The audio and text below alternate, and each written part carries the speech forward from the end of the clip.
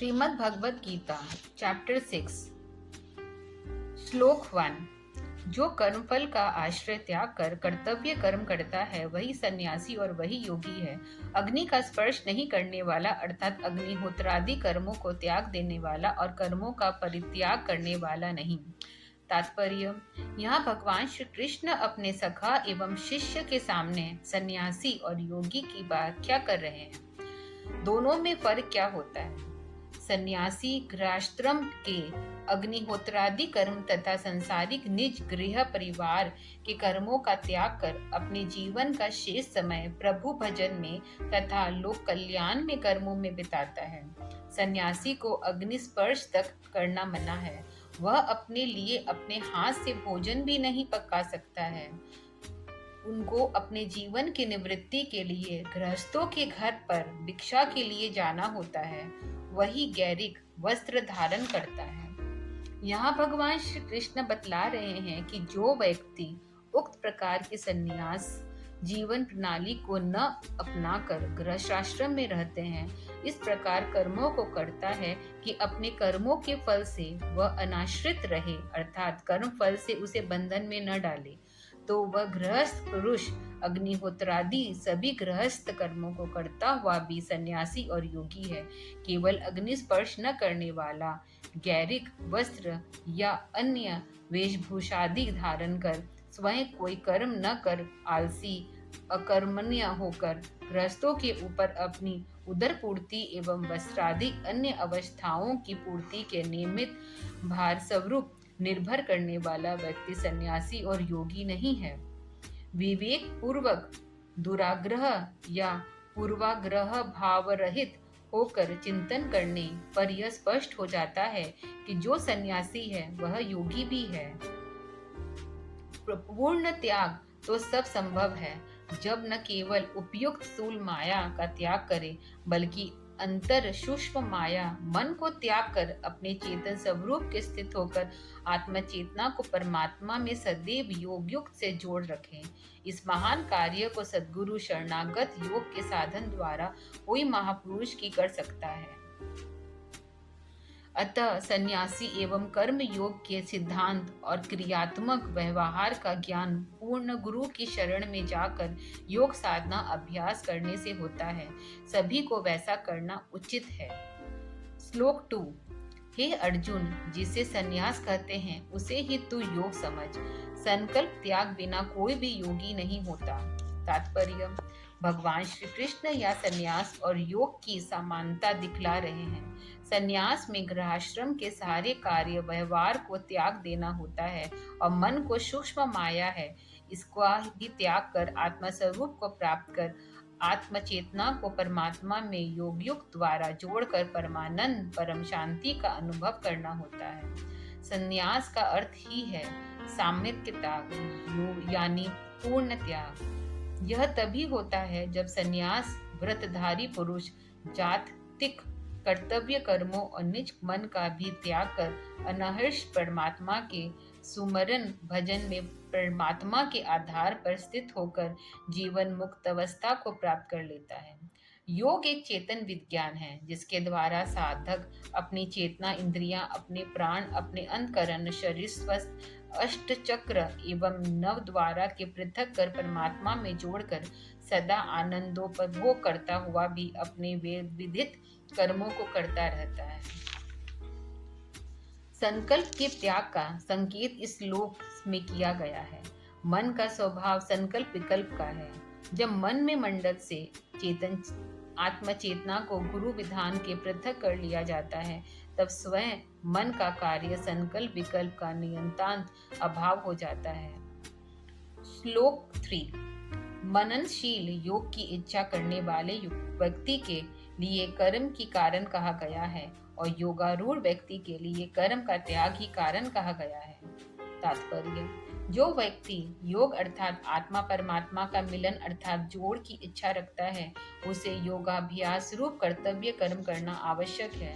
योग की अंतिम भूमि अर्थात परमात्मा के साक्षात्कार के लिए उसका युक्त कर्म कारण है अर्थात उसकी सिद्धि के लिए उपाय है। यदि कोई चाहे तो योगाभ्यास रूप आवश्यक कर्तव्य को किया बिना भी योग की अंतिम भूमि अर्थात परमात्मा से योग हो जाए तो वह संभव नहीं है। उसे तो उक्त कर्म अवश्य करणीय है। पश्चात योगारूढ़ स्थिति प्राप्त करने पर अर्थात परमात्मा के साक्षात्कार होने पर योगाभ्यास रूपी कर्म का त्याग कर वह योगी हो जाता है। अर्थात योग के प्रारंभ में जो कर्म आवश्यक है, योग की परिपूर्णता में वह अनावश्यक है, उनका त्याग हो जाता है। जब सारे कर्मों को त्याग कर आत्मा परमात्मा में चेतन रूप में चंद्र चकोरवत लीन होकर अपने स्वरूप को भी भूल जाता है, वही समाधि है जो योगारूढ़ होने का लक्षण है, घटित होती है। श्लोक 4। जिस समय इंद्रियों के विषय में और न कर्मों के आसक्त अर्थात रत रहता है, तब सारे संकल्पों का त्याग वाला वह व्यक्ति योगारूढ़ कहा जाता है। तात्पर्य: इंद्रियों द्वारा जो भी चेष्ट अथवा इंद्रियों के विभिन्न विषय शब्द रूप रस गंधादि का ग्रहण होता है, सभी कर्म है। आत्मा प्रकृति अर्थात जड़ करणों द्वारा भी जो चेष्टा अथवा कर्म करता है, वह सभी कर्म आत्मा के लिए बंधन के कारण है। श्लोक 5। अपने आत्मा का उद्धार अपने आत्मा द्वारा करें। आत्मा को अधोगति में न ले जाएं। आत्मा ही अपना बंधु है और आत्मा ही अपना शत्रु है। तात्पर्य: आत्मा कर्म करने में स्वतंत्र है, अतः वह चाहे तो अपना उद्धार कर सकता है, अर्थात पुरुषार्थ परायण होकर आवागमन के चक्र में छूटकर शाश्वत आनंद शांति रूप परमात्मा को प्राप्त कर सकता है। इस प्रकार आत्मा स्वयं अपना मित्र है। ठीक इसके विपरीत आचरण कर आत्मा निम्न कोटि के कर्मों को करने में परिमाण स्वरूप मनुष्य योनियों में जाकर अपना अधःपतन कर सकता है। इस स्थिति में आत्मा अपना स्वयं शत्रु है। अतः भगवान श्री कृष्ण यहाँ सावधान कर रहे हैं कि आत्मा को इस भाव चक्र में मुक्त करो। ऐसे कर्म न करो कि जिससे मनुष्य जीवन में बाद तुम्हें पशु पक्षी कीट पतंगे विभिन्न निम्न योनि में जाना पड़े। श्लोक 6। जिससे अपनी आत्मा को स्वयं जीत लिया है, उसकी आत्मा अपना मित्र है। बिना जीता हुआ आत्मा शत्रु जैसे व्यवहार करता है। तात्पर्य: आत्मा की चेतन शक्ति मन एवं इंद्रियों के द्वारा अनिर्णित वही मूर्ख रहती है। उसे योग की युक्ति से मन एवं इंद्रियों के पृथक कर अंतर्मुखी बनाकर अपने आप में अपने चेतन रूप में स्थित करना ही आत्मा की जीतना है। आत्मा को चेतन शक्ति को स्वयं आत्मा ही योगयुक्त के द्वारा इस प्रकार अंतर्मुखी कर लेता है। इसी स्थिति प्राप्त होने पर आत्मा का अपने ज्ञान प्रकाश प्रकट होता है और आत्मा अब अपने मोक्ष के लिए अर्थात त्रयताप दुखों से छूटने के लिए प्रयत्नशील होती है।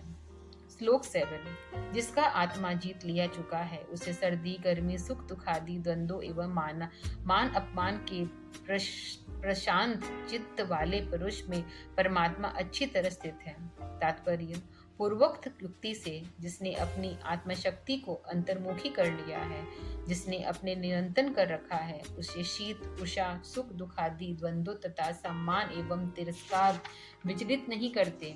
ऐसे व्यक्ति की आत्मा तो परमात्मा में अंदर में परिपूर्ण से प्रकट है, स्थित होना अप्रत्यक्ष अनुभव होता है।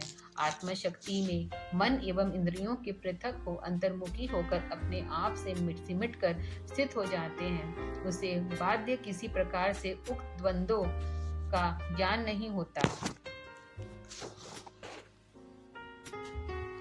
क्योंकि इसका ज्ञान आत्मा को मन एवं इंद्रियों के माध्यम से ही होता है।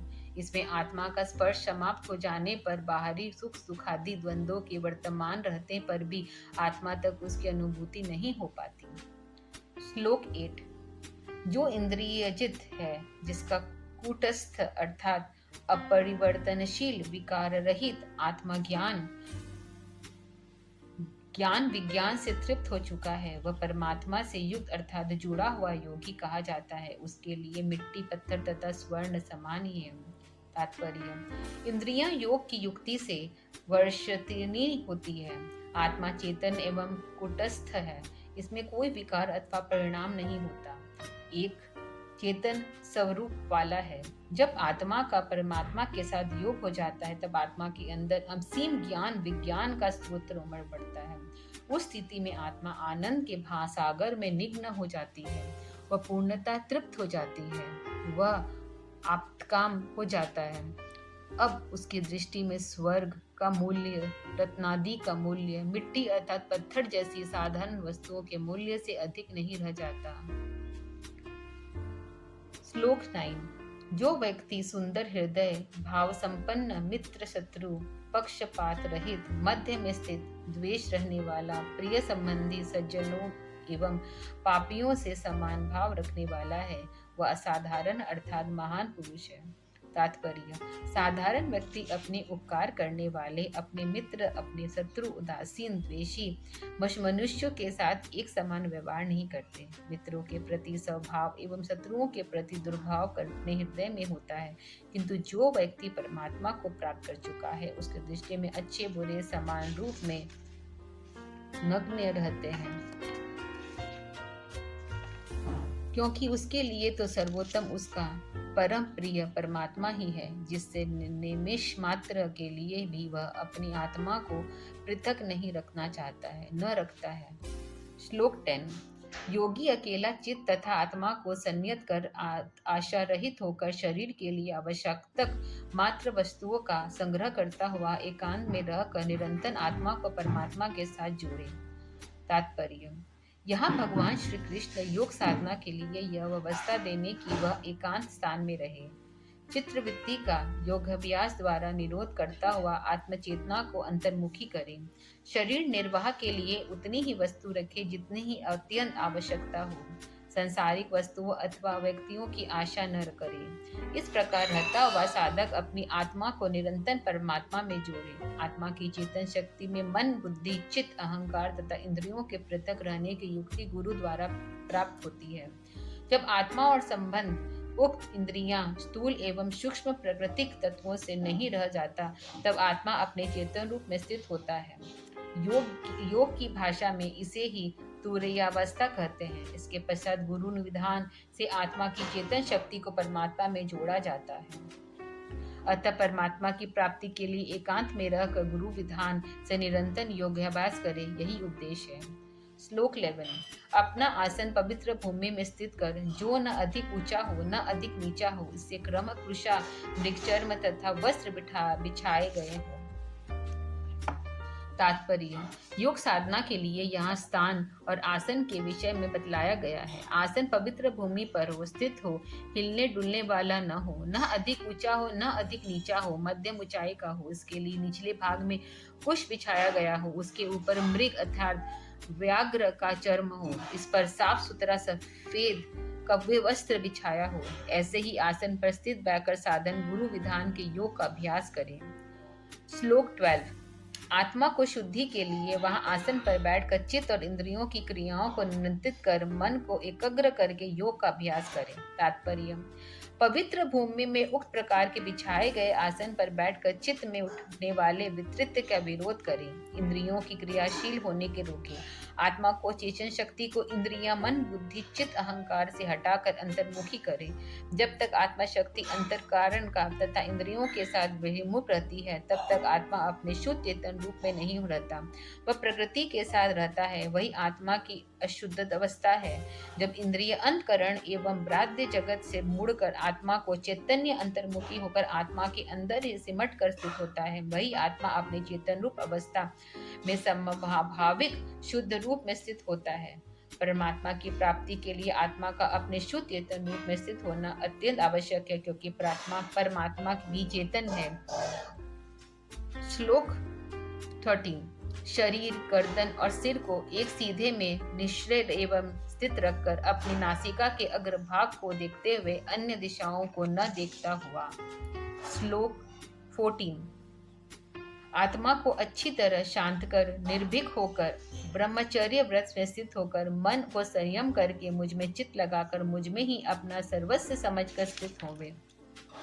तात्पर्य: यहाँ भगवान श्री कृष्ण गुरुपद के से अर्जुन को प्रथम भूमि का उपदेश कर रहे हैं। सर्वप्रथम उसे दृढ़ासीन होकर योगाभ्यास के लिए आसन पर बैठने का ढंग बतलाते हैं। योगाभ्यास के लिए स्थित होकर अपनी गर्दन, छाती और सिर को एक सीधा में रखकर पद्मासन, सिद्धासन, सवतिकासन अथवा सहज हथी में बैठना आवश्यक है। इसके बाद अब मन को रोकने का साधन बतलाते हैं। यहाँ भगवान श्री कृष्ण गुरु रूप में अर्जुन को उपदेश दे रहे हैं और बतला रहे हैं कि मुझ में चित्त लगाओ और मुझ में सर्वस्व समझो। दरअसल गुरु ब्रह्मा का प्रत्यक्ष व्यक्त रूप होता है। गुरु मूर्ति के धारणा करने से मन शीघ्र स्थित होता है। गुरु को ब्रह्म से भी बढ़कर बतलाया गया है। परमात्मा प्रसन्न होकर सब कुछ दे देते हैं किंतु अपने आप को प्रकट नहीं करता। गुरु प्रसन्न होकर परमात्मा प्राप्ति का उपदेश का शिष्य को परमात्मा की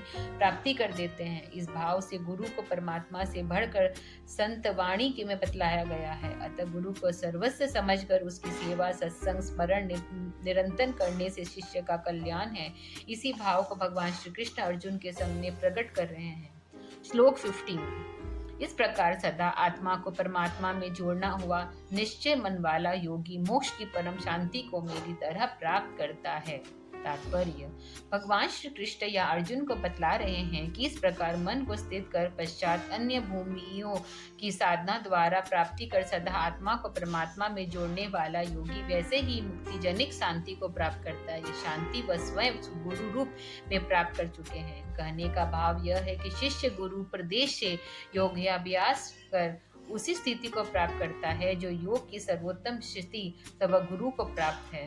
गुरु का यही महत्व है कि वह अपने प्रिय तथा सुपात्र शिष्य को अपनी उपदेश शिक्षा एवं कृपा द्वारा अपने जैसे योग का सर्वोत्तम अनुभव प्राप्त कर देता है।